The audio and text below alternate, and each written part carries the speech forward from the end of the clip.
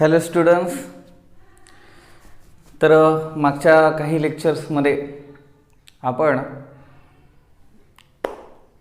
Surface tension आणि surface टेन्शनचे related काही गोष्टी बघितल्या होत्या. प्रॉब्लेम देखील पाहिले आपण. सरफेस टेन्शनचे देखील प्रॉब्लेम बघितले आणि त्याच्या रिलेटेड कशा प्रकारे सरफेस टेन्शन कसं काढता येईल, फोर्स कसा काढता येईल, लेंथ कशी काढता येईल याबद्दलचे सविस्तर आपण प्रॉब्लेम त्या दिवशी पाहिले. पण आतापर्यंत जे काही आपण फ्लुइडबद्दल बोललो, फ्लुइड मेकॅनिक्सबद्दल जे बोललो, ते सगळं जे फ्लुइड होतं ते सगळं फ्लुइड कसं होतं, एका स्टेडीमध्ये होतं किंवा एका विशिष्ट वस्तूच्या भोवती थांबलेलं होतं. ते मोशनमध्ये नव्हतं.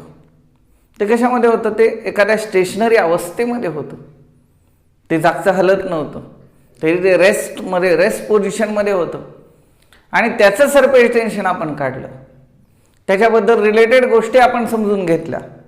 परंतु आज जे आपल्याला बघायचं today we shall see about fluid is in a motion. Fluid is in a motion and this fluid is in motion. This study is known as hydrodynamics. आणि त्या स्टडीलाच आपण काय म्हटलं जातं? हायड्रोडायनामिक्स असं म्हटलं जातं. विचार करा. आता जो फ्लो आहे आणि त्या फ्लोनुसार आपण त्याचे काही टाइप्स पाडले जातात. आणि जर एखादं फ्लुइड आहे, ते वॉटर असू शकतं, ते गॅस असू शकतो, त्याचा जो फ्लो आहे त्या फ्लोच्या विषयी आपण काय करायचं, आज आपल्याला अभ्यास करायचा. त्याचा फ्लोचा अभ्यास करायचा आणि त्याच अभ्यासाला आपण काय म्हटलं जातं? हायड्रोडायनामिक्स असं म्हटलं जातं. This is known as a hydrodynamics. Okay. The study of properties of fluid in motion. फ्लुइडच्या प्रॉपर्टी विषयी आपल्याला माहिती घ्यायची. फ्लुइडची प्रॉपर्टी कशी असते हे पाहायचं आहे. परंतु कोणती? ती प्रॉपर्टी जर एखादं फ्लुइड मोशनमध्ये असेल तेव्हा. जर एखादं फ्लुइड मोशनमध्ये नसेल तर त्याची स्टडी हायड्रोडायनामिक्समध्ये होणार नाही. त्याची स्टडी दुसऱ्या ह्याच्यामध्ये होऊ शकते. परंतु एखादं फ्लुइड जर मोशनमध्ये असलं तर त्याच्या प्रॉपर्टीज काय काय आहेत, त्या प्रॉपर्टीजनुसार आपण त्याला कसं डील करू शकू, त्या प्रॉपर्टीनुसार आपण त्याला कशा प्रकारे त्याचे कॅल्क्युलेशन करू शकू, या सगळ्या प्रकारचा अभ्यास आपल्याला ह्याच्यामध्ये बघायचं आहे. त्याला आपण काय म्हणतो? हायड्रोडायनामिक्स. आता पाहू आपण डिफाईन काय त्या हायड्रोडायनामिक्सची. The branch of physics which deals with the study of properties of fluid in a motion is called hydrodynamics. त्या प्रॉपर्टीला आपण काय म्हणतो? हायड्रोडायनामिक्स असं म्हणतो. Properties of fluid in motion. आतापर्यंत जे टेन्शन बघितलं, प्रेशर बघितलं, फोर्स बघितला, पण कशावरती? एखाद्या लिक्विडवरती, एखाद्या फ्लुइडवरती जो प्रेशर बघितलं ते पण कसं होतं? ज्यावेळी फ्लुइड काय होतं? स्टेशनरी अवस्थेमध्ये होतं, स्थिरमध्ये होतं. पण आता ज्या प्रॉपर्टीज आपल्याला फ्लुइडच्या ज्या बघायच्या आहेत त्या कशा असणार आहेत? Is in motion. आणि त्या मोशनमध्ये असणाऱ्या प्रॉपर्टीजला आपण काय म्हणतो? हायड्रोडायनामिक्स असं म्हटलं जातं. आता पहा, आता बरेचसं बघितलं गेलं. आता पुष्कळ दिवसापासून आपण व्हिडिओ करतोय, तुम्ही व्हिडिओ पाहताय, पण अभ्यासाला अजून कोणी लागलं नाही.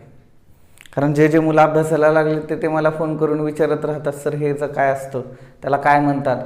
परंतु जे अजून अभ्यासाला लागलेलेच नाही आहेत त्या मुलांचा ना फोन येतो, ना रिप्लाय येतो, ना काही होतं. तर आता पहा, विचार करायची गोष्ट आहे. तुम्ही म्हणता हे लॉकडाऊन झाल्याच्या नंतर आम्ही अभ्यासाला लागू.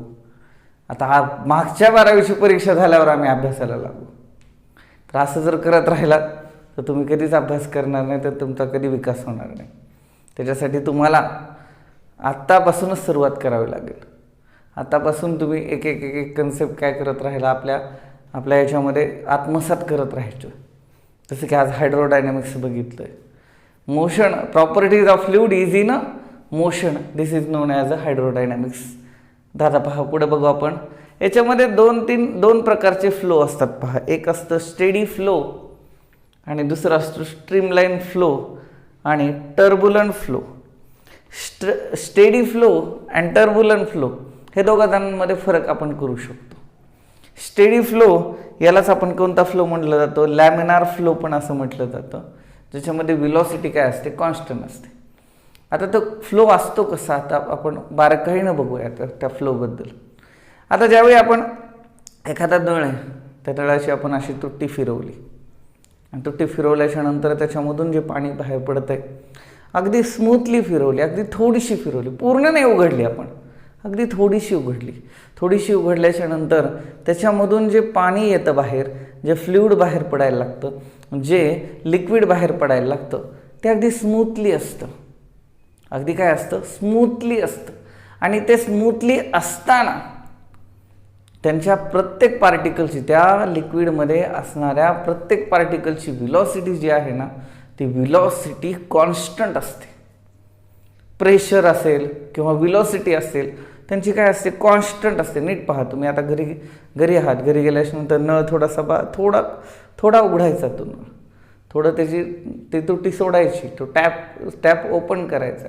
त्यावेळी बघा तुम्ही त्यातून जो फ्लो होणार आहे, तो फ्लो पाण्याचा एका सर्टन पॉईंटपासून, कारण त्या तुटीच्या आतमध्ये देखील काही पॉईंट्स असतात, त्या पॉईंटपासून त्याच्यामध्ये असणारे जे पार्टिकल आहेत त्या पाण्यामध्ये, त्या पार्टिकलच्या प्रत्येक पार्टिकलची जी व्हिलॉसिटी आहे ती सेम असते.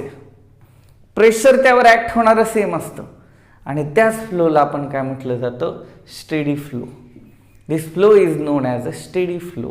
Okay, the steady flow. ते स्टेडी फ्लोमध्ये काय होतं? पुन्हा एकदा लक्ष द्या.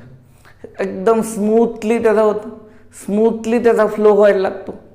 कोणत्याही प्रकारचं इंटरकन्व्हर्जन त्या फ्लोमध्ये होत नाही. इंटरकन्व्हर्जन किंवा ओव्हरलॅपिंग ज्याला म्हणतो आपण. काही फ्लो कसे असतात? ओव्हरलॅप करतात. एक पार्टिकल दुसऱ्या पार्टिकलवरती ओव्हरलॅप करून पुढे जाण्याचा प्रयत्न करतो, तर त्याला टर्ब्युलंट फ्लो म्हटलं जातं. ते इरेग्युलर मॅनरमध्ये असतं. परंतु हा जो फ्लो आहे, या फ्लोला आपण काय म्हटलं जातं? या फ्लोला आपण स्टेडी फ्लो असं म्हटलं जातं. आता बघा, स्टेडी फ्लो मी परत एकदा सांगतो. जर आता इथून पाणी जर असं जात असेल आणि एका सर्टन पॉईंटपासून आता उदाहरणार्थ हा एक पॉईंट आहे, या पॉईंटमधून वॉटर पुढे जात आहे. ओके, ह्या सर्टन पॉईंटपासून ह्या सर्टन पॉईंटची जी व्हिलॉसिटी आहे, आपण त्याला म्हणू आपण 4 सेंटीमीटर पर सेकंद. ह्याची व्हिलॉसिटी काय म्हणू आपण? 4 सेंटीमीटर पर सेकंद. आता त्याच्या पाठीमागचा जो पार्टिकल आहे त्याची पण तीच व्हिलॉसिटी असेल, त्याच्या पाठीमागचा पार्टिकल आहे त्याची पण तीच व्हिलॉसिटी असेल, त्याच्यावर पण तेच प्रेशर ॲक्ट होत असेल. जर एका सर्टन पॉईंटपासून जर तो फ्लुइड काय होत असेल? फ्लो करत असेल. एका सर्टन पॉईंटपासून फ्लुइड काय करतंय? फ्लो करतंय. आणि फ्लुइड फ्लो करत असताना त्याच्यामध्ये त्याची जी व्हिलॉसिटी असते, त्याची ती व्हिलॉसिटी सगळ्यांची कशी राहते? कॉन्स्टंट व्हिलॉसिटी राहते. त्याच्यामध्ये असणारं त्यांचं प्रेशर कॉन्स्टंट राहतं. आणि this pressure and this velocity will be constant at a certain point. This certain point is known as this certain point referred by such type of the property of the flow is known as the steady flow. आणि त्या फ्लोला काय म्हटलं जातं? आपण त्या फ्लोला काय म्हणतो? आपण स्टेडी फ्लो असं म्हटलं जातं. एका सर्टन पॉईंट पासून जर लिक्विडचं फ्लो जे होतंय लिक्विड, तिथं प्रत्येकाची व्हिलॉसिटी काय असेल? सेम असेल. त्यावेळी तिथं ॲक्ट होणारं प्रेशर देखील सेम असेल, तर त्याला काय म्हटलं जातं? Steady flow. आता पहा, इथं डिफाईन सांगितली बघा. The flow in which measurable properties such as the pressure, velocity of fluid at a given point is a constant is called as the steady flow. Measurable properties त्यांनी सांगितले. It is a measurable properties is there. कोणत्या measurable properties? Measurable property असतील pressure and velocity. The flow in which measurable properties such as pressure or velocity of a fluid at a given point is constant. हा शब्द महत्वाचा. तर is constant is called steady flow. आणि त्या फ्लोला आपण काय म्हटलं जातं? स्टेडी फ्लो असं त्या फ्लोला आपण काय करतो? म्हणतो. ठीक आहे. आता पुढचा येतो फ्लो लाईन. एखाद्या पार्टिकलचं जे पाथ आहे पहा, the path of individual particle in a moving fluid.